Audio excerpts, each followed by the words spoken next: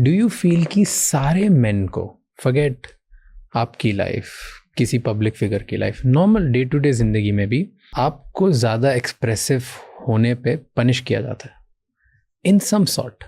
अगर आपको बस ये एक्सपेक्ट किया जाता है कि आप एक प्रोटेक्टर हो, आप बाहर जाओ, दुनिया से जीत के आओ और घर आके वापस प्रोटेक्ट। अगर दिखाओगे कि आप रोते हो तो आप वीक हो, अगर आप दिखाते हो आप गुस्सा करते हो तो आप टॉक्सिक हो, आप दुनिया से अफेक्टेड, बॉदर्ड, चिड़चिड़े दिखाते हो तो आपको ऐसा लगता है कि क्या, कैसा है ये।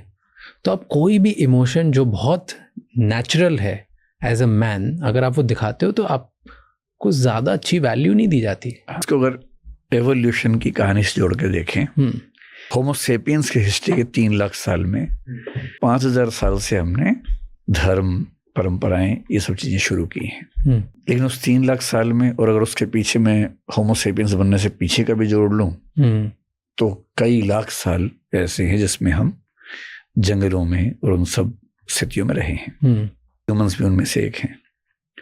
और जिस स्पीशीज में आमतौर पे 4 से 5% मैमल्स में फैमिली स्ट्रक्चर दिखता है, जिस मैमल में ऐसा दिखता है वहाँ बाय डिफॉल्ट एक डिवीजन रहता है कि दोनों पेरेंट्स में से एक बच्चों को बचाएगा, एक बाहर जाके चीज़ों को इकट्ठा करेगा। 99% ऑफ द ह्यूमन सोसाइटीज में ये डिवीजन बड़ा सिंपल रहा है कि मेल बाहर से इकट्ठा करके लाएगा, फीमेल घर के अंदर बच्चों को संभालेगी और बचाएगी। 99% में कह रहा हूँ क्योंकि एक एक्सेप्शन है इसका। तो हमने अपनी हिस्ट्री के 99% ऑफ द टाइम में शिकार किया है, चीज़ें इकट्ठी की। तो आदमी इन 99% ऑफ द सिविलाइजेशंस और कल्चर्स पिछले कुछ 100 सालों में, हज़ारों सालों में इस प्रोसेस से एडप्ट कर रहा है। अब वो धीरे धीरे इमोशनल भी होने लगा है। कई घरों में आप देखेंगे जो मेल से बड़े इमोशनल हैं, बच्चों को लेके रोते भी हैं। कई घरों में आप देखेंगे फादर मदर बच्चे मिलके गाना गा रहे हैं। पर अगर किसी फ्यूडल सोसाइटी में तो बाप ऐसा करता हुआ नजर नहीं आएगा आपको। जहाँ सिमेट्रिकल फैमिली ज़्यादा बन गई है वहाँ ऐसा दिखेगा आपको।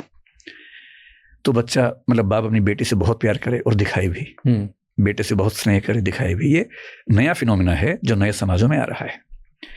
इसलिए अगर कोई फादर बहुत एक्सप्रेसिव नहीं है तो लाखों सालों की तो वही हिस्ट्री है, एवोल्यूशन। धीरे धीरे सीख रहे हैं और आज से कुछ 1000 साल बाद शायद ये कॉमन हो जाएगा, बहुत कॉमन।